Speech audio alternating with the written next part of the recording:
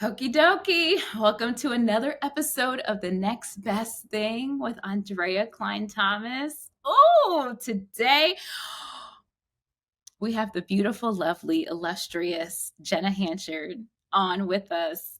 I don't even know how to describe you, Jenna. How do you describe yourself these days? Oh, that's a good question. I describe myself as a mother, Mhm. a Black woman, a storyteller and keeper and holder, um, Mm, a friend, I'm trying to be a better friend. So those are probably the ways in which I describe myself these days. I love it. I love it. I Yeah. always like to ask people that because it's like Yeah, we often say titles, and that's not that's the right. totality of who we are, right? At all. Yeah, at all. So just to give people some background, Mm-hmm. Jenna spent years, just like I did, in Hmm. that local news machine. She was a reporter and Machine, honey. anchor. It's a whole machine, right? Right. Um, she wanted to be the black. This is what I read about you. You wanted to be the black Christiane Amanpour. I did say that one time. Yeah, Yeah. At one yeah. point in time, I did. Yeah. Before, yeah. But she quit just like I I did. did. She did Yeah. it before. She blazed the path. And we met through a mutual friend. And I don't know if you remember, I don't know if it was a conference, NABJ, National Association of Black Journalists Conference. I can't remember if we were in Detroit where we sat down and had like drinks and there were like other people there. And that's when I Mhm. was like, I like this girl. Yes, I was I like, vividly remember that. yeah. I was like, she gets it. Like, because everybody's on kind of certain wavelengths. And I was like, she gets it. Yes, She gets it. yes. Because the No, yeah, conversation wasn't like, oh, I mean, because for both of us, the rose colored glasses were off at that yeah. point. Mhm. And it wasn't about, oh, let's go to this market or that market. We were That's right. trying to like find the purpose, the Mhm. place where we could, find the purpose. And again, it was all years before we both, um, left. But I Yeah. do want to tell you, because you don't know this, that when I decided to do the podcast, you were the first person that I thought about Mm. because, um, like, even though we haven't spent a lot of time like face to face together, Mm. like your art Mm. like speaks to my spirit in a way that few have because it Mm. felt so because a lot of people you have to like kind of change it to fit your situation or you kind of Yeah, glean this and glean that but I felt like we were like in the same spirit space. I don't know if that makes yes. any sense. It makes um big sense. yeah, and yeah, you spoke to the because you were so brave. I always saw you as someone who's so brave, and you spoke to the bravest part of my spirit that was whispering to me at that time. Like she didn't have a place, but every time I would hear things that you would do or like watch your Mhm. stories, it just like reminded me that that space, Mm. that chick in me existed. Yes. Um, so I was just like, "Oh, Jenna." Mm, Oh, I love that. I love yeah. that's so sweet. Um, I felt that way and about then you. oh, that's so nice. Yeah, I felt too. like you were so brave. I felt like you were so much Mm. braver than I was. And I just admired No. your bravery and the stories you were tackling. Like now it's cool to talk Yeah, about right. diversity, equity, and inclusion, but you were doing it when it wasn't. And Mhm. so like even though I didn't know the details of your circumstance, I could imagine just Yeah. how hard you had to fight and how hard that would Yeah. be, right? But I Yes. want to start this way. By the time you damn near made me catch the Holy Ghost in my apartment was with Lola's Inc. Okay. Just the trailer. Okay. Like literally. Just the opening. Mhm. My own mic. Just the trailer. Yes, And love. you said the most complicated question was what happens when a black girl decides to be free? I hollered. I was like in my kitchen. I was doing something. It was like and then I was like, Yes. and I sat Yeah. down and I put it on my home pod because I needed more of a surround sound kind of like feeling. Okay. And then you said liberation requires us to be vulnerable. It requires us to question all of the systems we even partially believed in. It Mm, requires us to take a chance and further define what freedom feels like. mm. So I I wrote, want to, wow, that girl, you said that. look at that. You wrote that. So Yeah. tell us about the process that you've been Ooh. in to like answer those questions. Are you Mm. free? No, Are I'm you? not free yet. I'm working on it. I'm still on the journey. Mhm. It's such a long journey because you really have to like unravel and be willing to sit in some of that messiness. Mhm. And I think what I am learning and what I have learned is that, or I should say, what I am learning is that I also need to hold myself in those transitions and Mm. start to really love on myself and forgive myself as I'm learning what it means to unravel and be free and release some of the things that have held me before. So, like you mentioned in the intro, yeah, at one point I did want to be the Black Christiana Amanpour. Mhm. I don't want to be her today, but I can still hold myself for that journey that was at one point something that I did admire and I did look up to, and what has changed for me about that. And um, so yeah, I would say that I am still on a journey to that freedom. And I Mhm. think repeat your original question so I can go back to it. Yeah, no, so it was just about that journey and, the process. What has been your process to answer Mm, those questions? How do you mm. interrogate yourself? Ooh, yeah. Yeah. I mean, I think what I started to realize about local news specifically was, okay, what was it about local news that I wanted to leave? Why didn't Mm. I see myself in that space? And I think I started to answer that question for myself, like while I was in that, which is that I felt like it was very limiting towards the types of stories that I wanted to Mhm. do. And there was also this like lie that was we're trying to help the community. And I do very much believe that there are individual people within that system that want to tell stories and share what's happening with communities. But the lie is that like these organizations are doing this for profit. And that doesn't mean that there are great reporters or great journalists was in that system, but we're not really honest about that. And we're Mhm. not honest about the ways in which we're exploiting certain stories and types of stories and people and communities Mhm. in order to receive that profit. So that's Mhm. not what we have been honest about. Um, and so I knew that there was only but so far I could go within kind of that space. And so I was like, okay, I definitely am honest about that. But then I feel like this most recently, I've been more honest with myself around like, okay, so if you didn't like that space kind of professionally, what parts of storytelling do you like? Do you want to honor? Do you want to connect with? And I realized that for me, I needed to have a space where I could not align that totally for profit so that I could see what it is about it that I really enjoyed and that I can create and be fun. And I felt like Mhm. after I did my first podcast, it was like white people were calling and wanted some DEI training and this and wanted this, talk and that. And I still felt exploited. And in some Mhm. ways, right? Like that's what we're in this capitalist system, and so there's going to be exploitation. But I'm like, I didn't do this for that. Like I didn't do this to educate white people about racism. Like I'm not here to teach you really. I'm here to share my truth, and if you do find joy in education and um, yes, some meat within that, that's great, but I'm Mhm. not here for your next forum at Amazon. And those were the types of calls that were coming.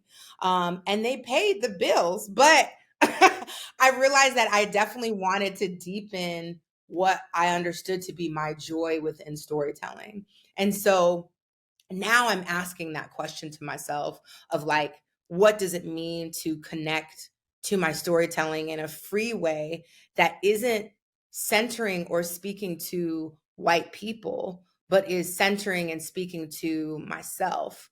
And I think at Mm, the time, I had all of these questions and also this grief and this rage about the system that I was in that I felt like forced me to be this certain way. And I wanted a space to release that. Um, mm, but I don't want to continuously talk to white people or the oppressive system. Like, I don't want to talk to those, like, that's not who I want my audience to be. I want to be in conversation with other Black women, with other Black people, um, and deepen in that way. And if white folks get something from that, that's fantastic. But I don't want to be speaking to them. And so I mhm. think that's kind of where I am on that journey around freedom. Yeah, there's just a lot to unpack there. Let's talk about the grief part because I felt like I had a lot of grief. Not I felt, I had a lot of grief before I left. So before Mhm. saying I quit, that's where the grief was kind of overwhelming Yeah. and kind of kept me there for a very long Mhm. time, you know? Absolutely. How did you start to, I don't know, shake that off or Oof. address it? Yeah. I mean, I think when I left local news, a lot of people sent me like different text messages and stuff like that. But there was one text message that I received from this Black reporter that worked with me. And I wish I still had it to this day, but it said something along the lines of, I know you worked so hard for this, and I know how disappointing this can be, and I know that you fought really hard, and I know that you're tired. And I cried when I read that Mhm, because it acknowledged the grief part. Like, it was in celebration, but it was also like, I hear you and I see the grief that you're mhm, probably experiencing right now. And that was the first time I was like, "Oh, you see me, like, you see mhm, that grief that I'm carrying within this moment." And I think there's grief on so many levels, like, grief on, like, yeah, this was once me or who I thought I wanted to be, and it no longer is, and now I have to figure out who the hell I am in the context of that. I think there's also, like, grieving this very clear definition of, like, where you thought you were going and who you thought you were, and thinking like, I actually may not be that person anymore. I think there's also the grief that comes with, like, I think local news and television forces you to define yourself in these very linear black and white ways because that's what you're forced to do every day for a minute 30, three hundred mhm. and sixty-five days out of the year.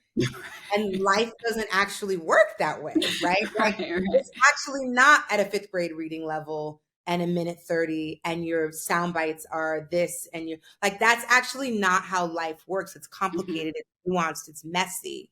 And so you have to grieve that it's actually not going to be black and white. It could go up, it could go down, it could go left, it could go right, it could go 3 steps backwards and then to the side.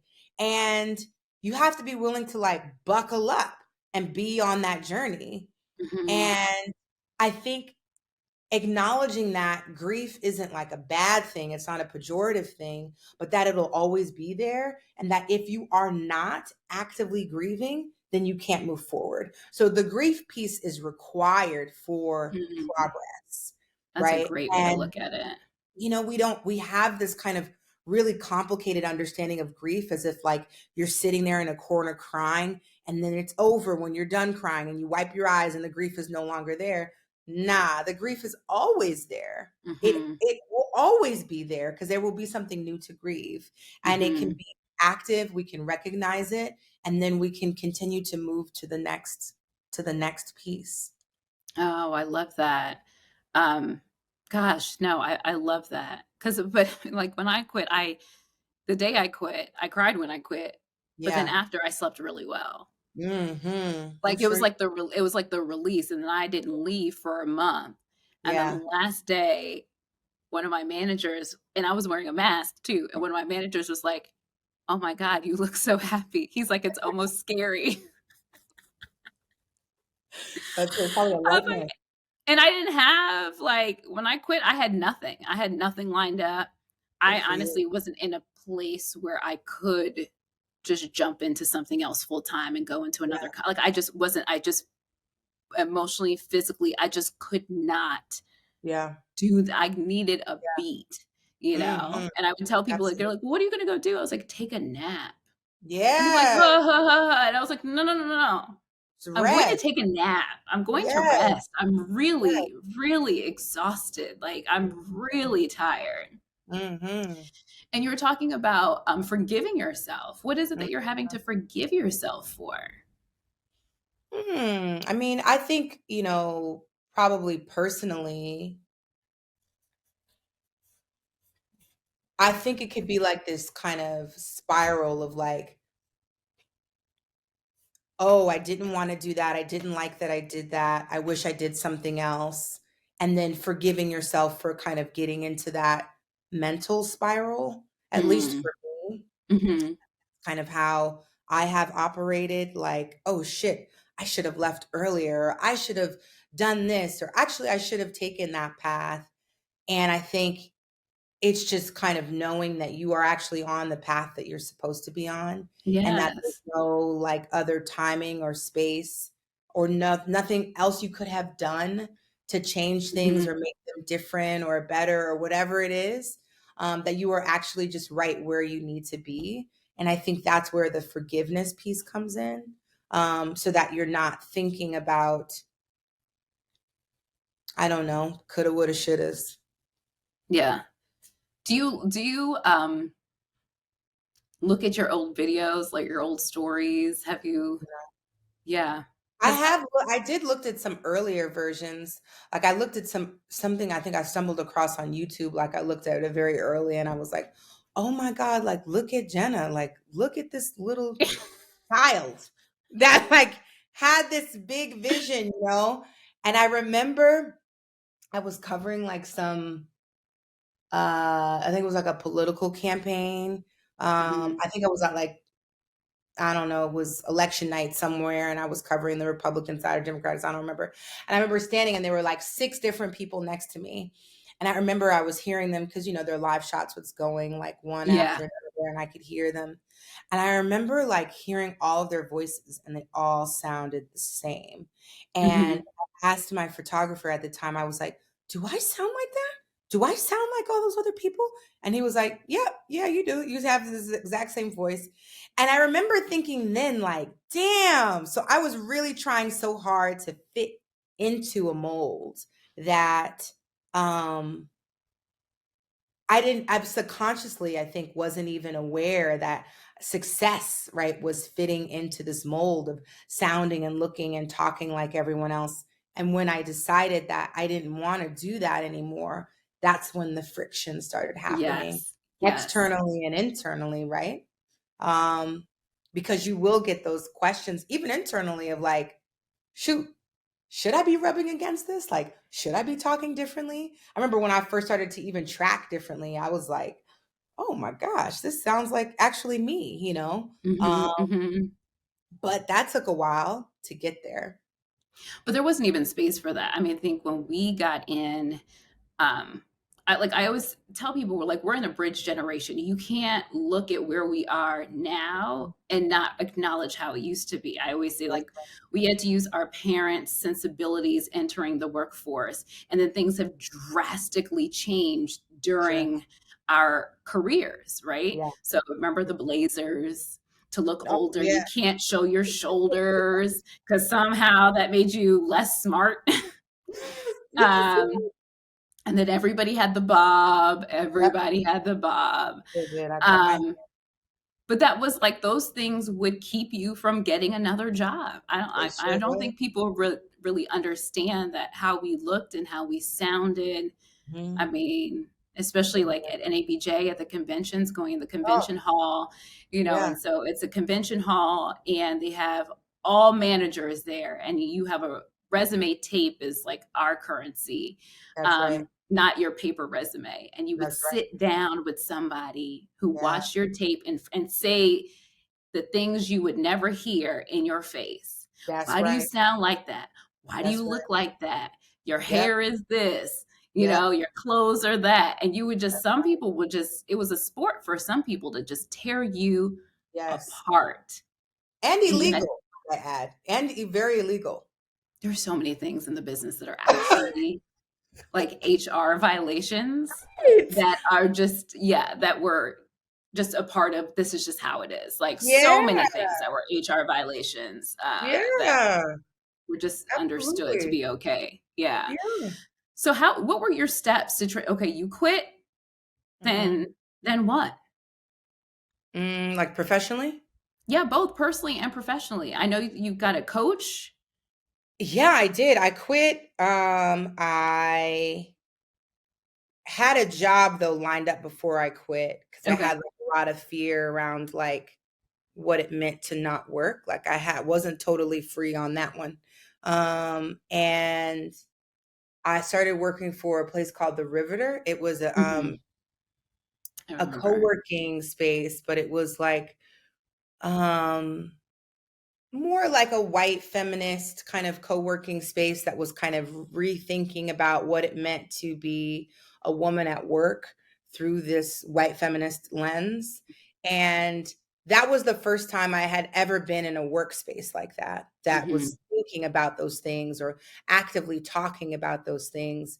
In television, we kind of talked about them as it related to other people talking about Mhm. it, but we never talked about, like, internally, like, Right. what was happening or is this a safe space for Black and brown folks at this station or women for that matter? So I went there, and then I left there and I worked for a company called Ada Developers Academy, Mhm.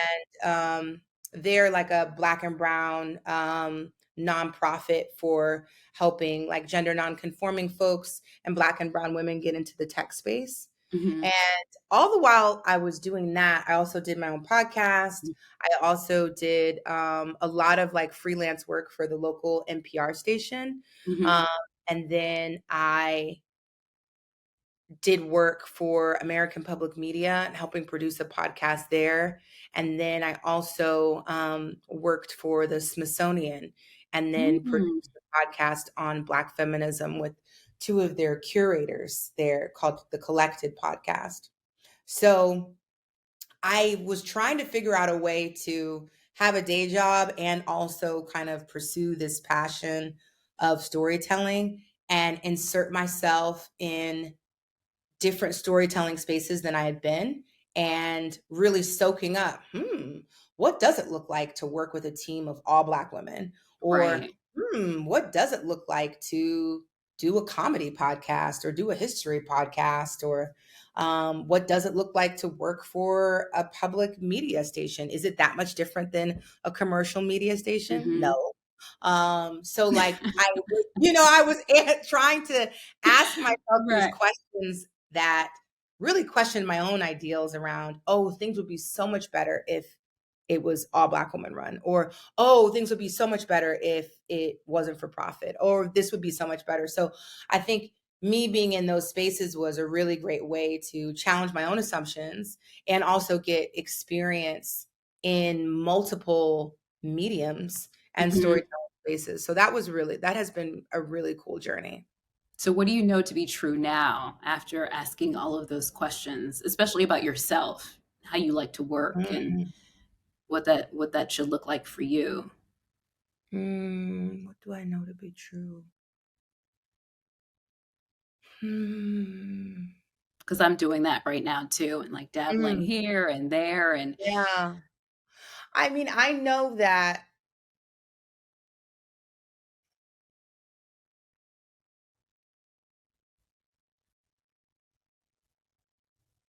man, I'm trying to decide how much I want to say here, okay.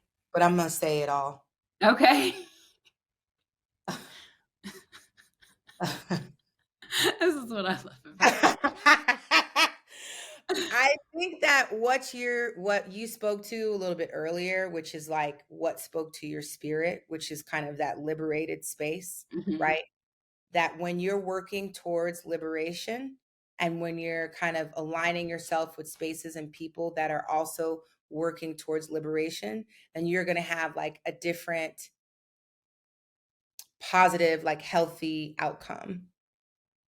And what I realized is that it doesn't actually matter if you're in a nonprofit space or an all black space or an all women space, that if those folks are not actually working towards liberation, then you're going to have the same oppressive systems and structures that you would have in an all white institution.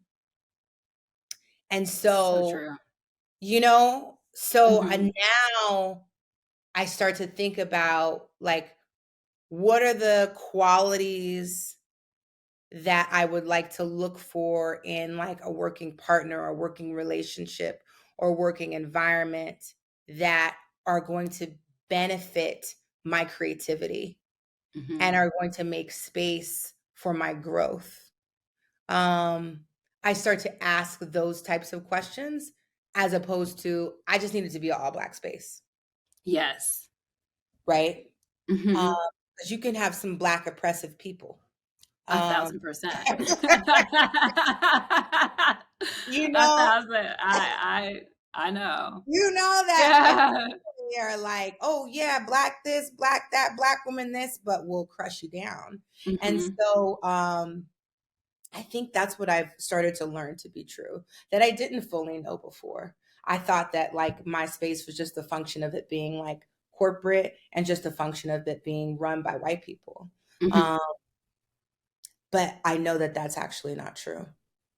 Yeah. No, I can see that because my favorite job was Nashville, Tennessee, where I had a Mhm. ball. I had Yeah. a blast. It Yeah. was wonderful. Yeah. But I just had to leave because I felt like I had to graduate. Like, I Yes. could still be there today, but, Yeah. when you just know, I was like, I'm too young to at that point, Mhm. I was, like, 31 maybe when I Yeah. left. I Yeah. was like, I'm too young to just say, Yeah. "This is how I'm gonna," That's right. like, I just Right. needed to continue to push on, but it was really hard after that. That space Oh, was yeah. beautiful, and in the totality, outside of work, going to concerts, I had a hairstylist, I had a Oh, church, I had my manicurist, you got your okay. people, That's cool. Like, now you have all your things. you have your Yes, things when you move around so much, it's so hard to get your things. absolutely. It is. So, yeah, I made the best friends there, and of all the stops, that's where I still talk to the most people. Is that where Like, you met there's Janet and Heather? Yes, that's where I met Janet Okay. and Heather. Yes. Yep, yep. Yes. Special. So it was a wonderful place, Yeah. and That's it was special. far from being all black, but I felt, Yeah. just found my pockets, and then the That's right. community was real good to me. Yes. Um, yeah, Yes.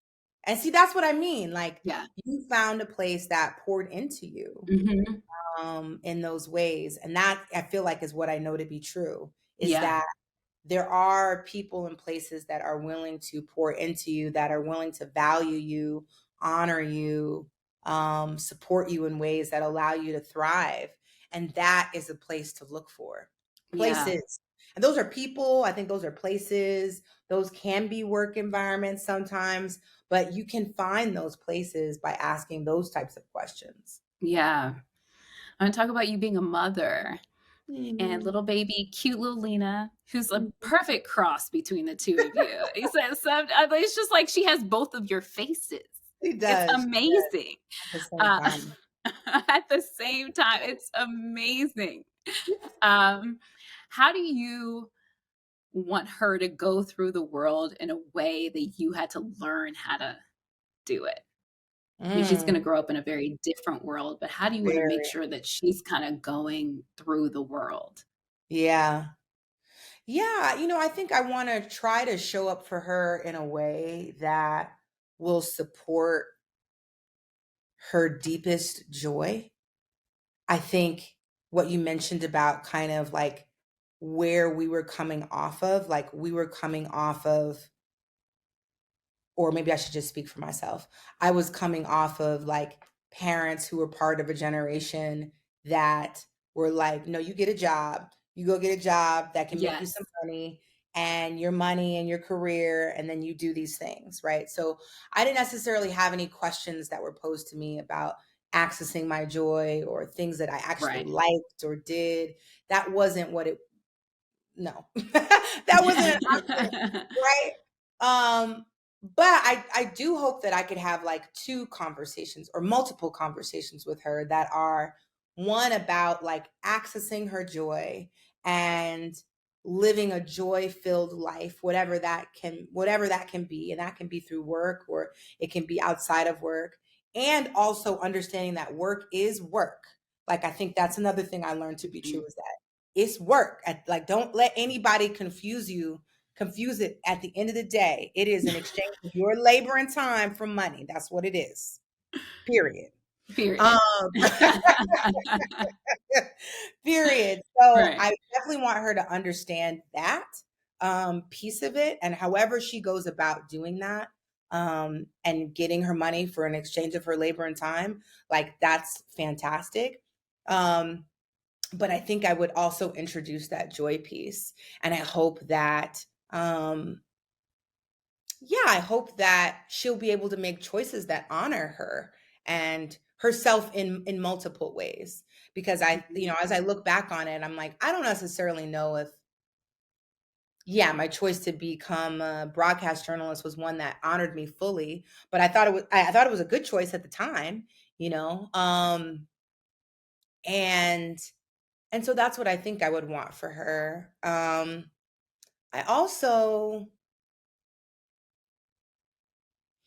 man, I think about like my first job and me making like $25,000 You were a year. good, girl. I made 18. Woo! Jesus. I You mean, know they that's take taxes off of that? You know they take taxes off of yes, that? yes, Yeah. yes, yes. And how, like, I was like, absolutely, sign me up. I said, I sign me up, right, for that. And like looking back on it, and the thing is that the next job didn't necessarily go up that much. know. Right? It wasn't like do this for a year and then after those 2 years, you're gonna be making livable wage, right? Right, right. No. Yeah, no, Like, it no. was still a journey, a struggle, and it was taking up all of my time, Mhm. right? All of it. Like, All of not it. all of it. Christmas, New Year's, Yeah. Thanksgiving, it was taking up all of my time, and so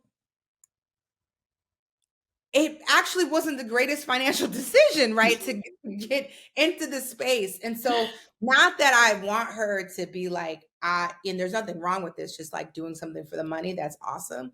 But I want her to have like a full picture of like what it means to devote her time and labor to something and what she wants in return. Like, I think about the Christmases that I missed, all of the holidays, the vacations with friends and family, and all of the things that I wanted to live my life, and I'm doing them now in a way Mhm. that honors my joy, right?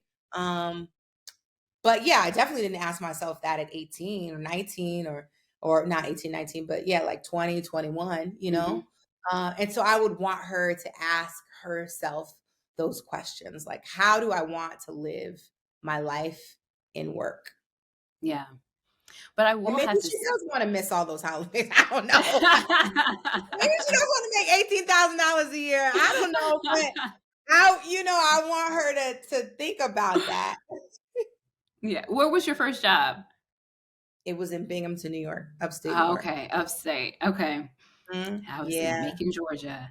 Oh, that Um, I wanted to be in Macon, Georgia, actually. That I applied there. did you? I sent a DVD in a packet there. My resume. You were doing DVDs? I was I doing did. VHS, girl. Yes. Yes, And bitch. I Yes, was sending yes, first stop. yes. I Play was sending recorder. so many. I don't know if you were at Talent Tapes or something. You remember that website, I do. talenttapes.com or something I like that? do. Yeah. And so they had these 10-minute VHS tapes because, I was like, I don't need the hour long. That's too expensive. I'm gonna go buy some 10-minute Yes. VHS tapes off the interwebs, and then yes, start and stop. Okay, Yes. record and play. Yes. Yes. The back Together. in the day, honey. Back in the day, and yeah, I applied to so many jobs. I had to drive there. Like, I flew to Yeah. Atlanta and hang out with Yeah. girlfriends, and then I was like, "I'm gonna be in town," and drove Sure. there myself, and that's how I got a job because I couldn't get a job. I kept on sending out tape after tape after tape, and Wow. nobody would hire me, so I was just like, "I'm gonna be in town," to, like, Good for Augusta, you. Columbus, Macon, and the only Yeah. one who answered was the job that I ended up getting. Okay. I love Yeah, so that. that's how I got in. It was like I had to pay my own way. Yes. Um, and that was the theme. Hmm. Yeah. Uh, For the writing was absolutely. on the wall Yeah, of just, right? like, Like, the we have grit to that it find the took. women a little bit harder than others for Yeah, sure, yeah. especially as Black women. There's only, like, Mhm. 3 that they choose, and they often don't 100%. look like us. Right. 100%. I would like to say, though, just in terms of you talking about the time and stuff like that, is that I don't know if you realize, like, I don't know how, because, like, you do it every day, right? In terms of your storytelling, like, Mhm. you are an exceptional storyteller. You are not like these other folks. I don't know how to say, you know what I'm saying? Because, like, I think the business Yeah. puts added value on, like, a perkiness Yes. or words coming out of your mouth smoothly, but Yeah. not really saying much, Yeah. lacking in interrogation of, I Right. mean, all You the words said have to do is smoothly come out your mouth, but it's you like, said have you not told really me say anything? No, much. seriously, it's like you do a great live shot. It's so You true. It's stand so and you true. talk, but It's have so you true. actually said anything? It's That's not right. saying, No, how do you interrogate no, authority? What no. questions are you asking? What Yes. historical context are you Yes. bringing to the storytelling? So you're Absolutely. not just regurgitating what an Absolutely. elected official told you, but you have the Absolutely. context from the neighborhood and on the ground Yeah. from real people about the implications on people's lives and the Mhm. complexity. And those are all the things Yeah. that you brought in. And so that's why your journalism, like, stood Mm. out. I'm not one to, like, give people all these, accolades and stuff like that, because I don't say stuff that I don't mean. I'm not gonna say people are gonna be like, I'm glad you had a good time. Yeah. But you're a journalist, like, so I think texting you and I found out that you quit, and I was like, "Damn." I was Mm. like, it hurt my heart, but I understood, right? But Yeah, I was just like, "Man, absolutely. like, Yeah. oh, we Yeah. need you. Like, your Mhm. stories, like, we need you." So I'm just I appreciate that you're still in this search for the space, Yeah. to tell the story in the way that best honors you. But I hope that you never stop telling stories, because that is, like, in your DNA.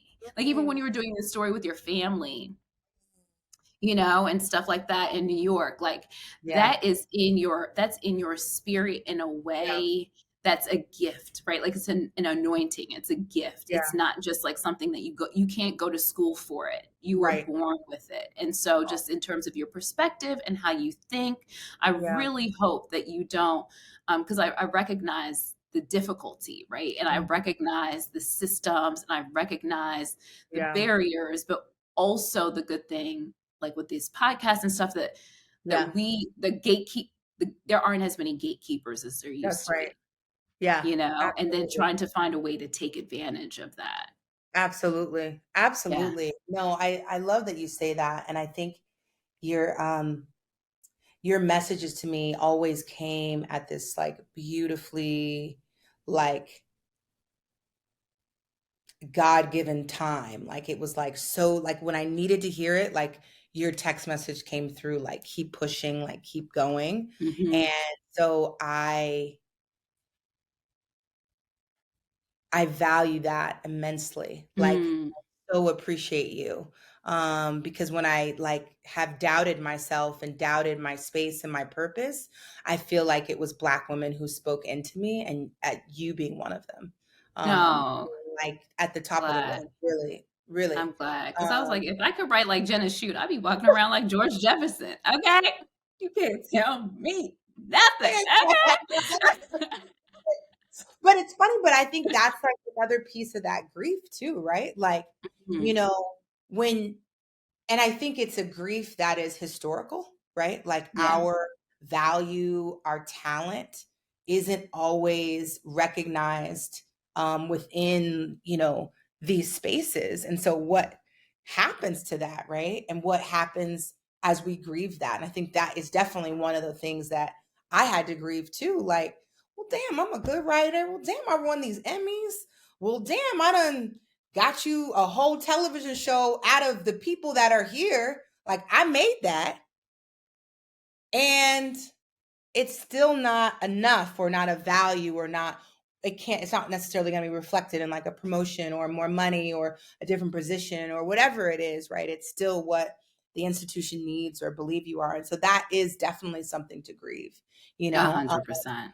And I think like it's something that I also have to like recognize as part of that journey, that freedom journey, which is that you will constantly get people that say that that doesn't work for them or that you shouldn't be promoted or that you aren't great or whatever. But honoring yourself and knowing that you are great and that you do have a purpose and an anointing and all of those things, and that you are called to do this, no matter who recognizes that, right? Um, that you are only person that you have to answer to is yourself and to God or Mhm, to whoever, whatever spiritual aligning that is for you, right? mhm. That's all you need to answer to. And Yeah, those that line up with that and see that, then glory be. yeah, and that's why I And those started that calling don't, goodbye. goodbye, like, for real, goodbye, and there's no way in convincing them. I think it's like the Mhm, pain was in trying to be mhm. convincing, and That's the it's like, pain. Yep, "No, goodbye." that's goodbye. Yeah, and that's why I stopped calling myself a reporter and started calling myself a journalist, because that gave Yes, me more places to exist, yes, you know? that's great. Um, Absolutely, all right, I absolutely. just one last thing, is a segment I call ACT UP, which is my initials. So if Act up. somebody is Oh, I love feeling that. ACT That's UP, how you're initials. I love ACT it. UP. Yes. So, if somebody is feeling the friction, you Mm, know, what would you tell them in terms of what are tangible steps they can take right now to start their process or give themselves permission? mm. Well, they say that the body always keeps the score and the body really remembers everything. And so I would really sit with your body, like almost just like put your hand over your heart and ask yourself like where you're feeling the tension, the pain, the anxiety. And like, let's say you feel it in your shoulder and you're like, oh, I feel so much like anxiousness and tension in my shoulder because I'm in that. I have to go to that editorial meeting tomorrow and I have to convince this man again that my Again. story that is a good story. And I just won an Emmy last week, right? Let's say you like, oh, right? Because that's because that's what it is. Totally it. Yes, people will care about this, even though it's about Black people. People will actually watch Exactly. that are not Black, because I know Thank we don't care you. about actually catering to our Black audience, but That's right. people will watch. They Don't you will watch. worry. They will. Don't you worry. So I would say put that hand over your heart and acknowledge that tension and say, like, I see you there. I can release that tension from my body, Mhm. right? I honor you. I honor that you showed up to protect me. That's because that's where tension and anxiety and all of that friction comes up, Ooh. is to protect you, right? We're still in survival times at times, you know? And so to get to a place of thriving, we have to release those things, acknowledge them, and then release them, Mm, so I they love can it. kind of move through that. right? And so I think, when I think about for me, like I push some of those aside, like, okay, yeah, I'm feeling this way, but I'm just gonna keep pushing it aside. Like I'm gonna go to the next market and I just have to do this and do that. And I'm gonna cut my hair in the bob. I'll get the red dress. Like I'll look like everybody else. The Sure, red I'm sure. dress. Like We all the did same it. one, The red Thomas Klein, whoever dress. it was, the same Macy's number, same thing. But I think acknowledging that in yourself, like acknowledging that I do have these feelings, they're valid. I do feel this tension, it is valid. And I want to work to release that in whatever way feels good to me. And I honor myself enough to know that I will know when it's time to go. Yes. That's what I told my friend. And we have these conversations. I said, you'll know. You'll know. You'll know. There will be no other question in That's your mind. You right. will know. Absolutely. And when I left before my contract was up. And they, tried to come for me, but I was like, you know what? I was on the phone with a girlfriend in the car, in the live truck. And she said, you could actually leave right now. You could actually get out the live truck, close the door, and leave right now. And you know what? You will be fine. And at first I was like, oh no, I can't. I'm so tense. I can't do that. I can't. That would be terrible, But she was right. Like it doesn't actually matter. You know? They will find another Black reporter They will to come find and somebody else. replace you. That's right. And you will be fine. And like valuing and knowing your skill set enough to know that like I am a damn good writer. I am a damn good storyteller. I am these things and I know my value and I can still make money doing something else somewhere else, right? I'm not saying like burn the live truck down and burn all the bridges, right? But I am saying honor your feelings enough and honor your spirit enough to know that you know what you're talking about and those feelings are real and that everyone else and everything else will be okay and that you have no control over people's perception of you. You have no control over that. That's an illusion. Say that. You know? Because that's also part of it too. Like, It's a oh, huge man, part. they're going to think this or they're going to think that I'm that. Okay, fine. Yeah. You're not the first and you won't be the last. And you won't be the last. Mm-hmm. But I still need reminders, right? Like Mm-hmm. you remind me still every day, just the other day when I text you, I Mm-hmm. feel like, so in addition to your own kind of self-belief, I think also when feeling that friction, shoring up your tribe and the people around you that do pour into you, because I think that is also important, is to have folks around you. Because I did also have people around me that were like, oh, but no, you're so good at it. You should probably just stay where you are. Like, oh no, but don't you want to do this? You're the only Black one there, right? Like their idea of where I should be. And that fucked with me so much. Sorry, I Mm-hmm. don't know what this is, No, but that's fine. that messed with me so much, It was like, well, so and so said I'm good, so I should stay. Or so and so said I'm the only Black one and they haven't had a Black one in this one. So they're right. I should be the Black voice. No, I don't have to do that, you Right. know? And so I think like being around people that also like honor where you are and honor your decisions and show up to support you in a way that's positive and healthy is also important. Mm-hmm. I love that. Mhm. I love that. Jenna, I'm so glad we could do this. Thank I you so know. much. God, I am such a big cheerleader. I will always cheer for you forever and ever. And thank you so much for this and just Oh, being thank you. honest and vulnerable and all your art. Please continue creating art. And thank you for calling it art. Yeah, Thank you. Because I'm trying to say that now more, is call yeah, it art. it is art. Yeah, you are a creator and it is art.